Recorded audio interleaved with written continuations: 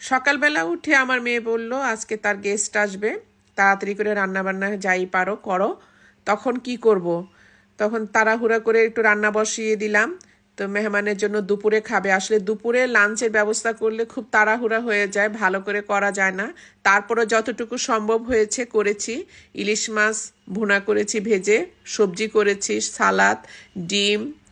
দিন এত ছোট যে তাড়াতাড়ি করে করতে অনেক কষ্ট হয়েছে। ডিমের পরে খাসির মাংস ছিল, হাঁসের মাংস ছিল, মুরগির মাংস ছিল, পোলাও, তারপরে একটুখানি আবার এই ভর্তাও ছিল।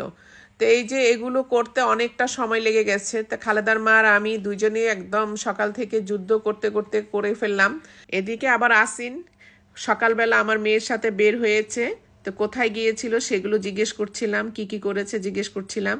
তো এদিকে দেখেন আমার রান্নাবান্নাটা সুন্দর করে আমি সাজিয়ে ফেলেছি টেবিলে।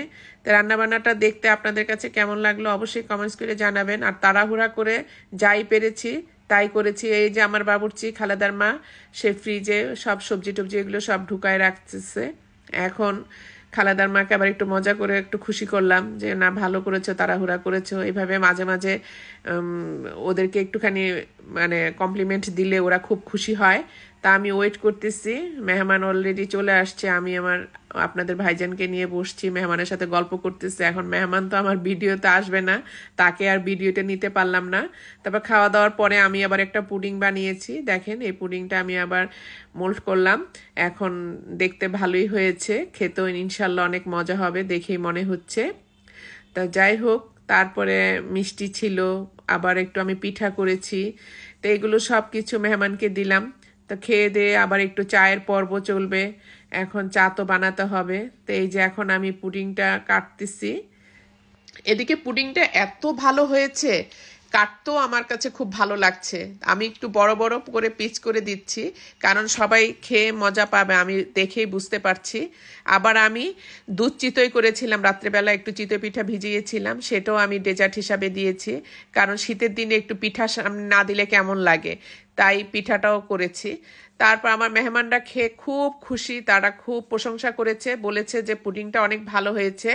এদিকে দেখেন বিকালবেলা আবার আমার বাসায় সন্ধ্যার দিকে মেহমান এসে, তারপর আর কি করব, এই পুডিং পিঠা এগুলো দিয়ে আবার মেহমানদারি শুরু করলাম। এরপরে আবার আমার কিছু বাজারেরও প্রয়োজন ছিল, মানে আমার খাবার দাবারের। তো ওগুলো আনার জন্য আমি আবার বেরিয়ে পড়লাম।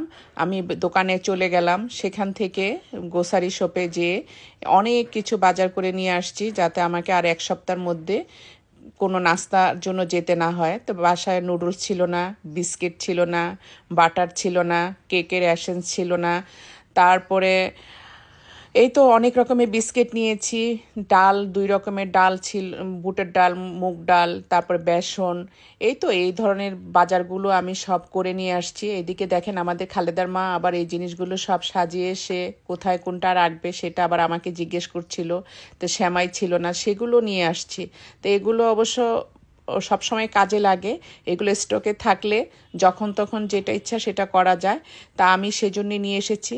তা আমাদের আজকের মেহমানের আপ্যায়নটা কেমন ছিল আর বাজারগুলো কেমন ছিল অবশ্যই আপনারা কমেন্টস করে জানাবেন।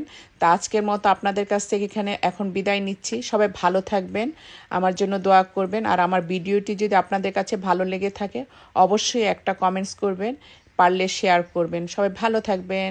আল্লাহ হাফেজ।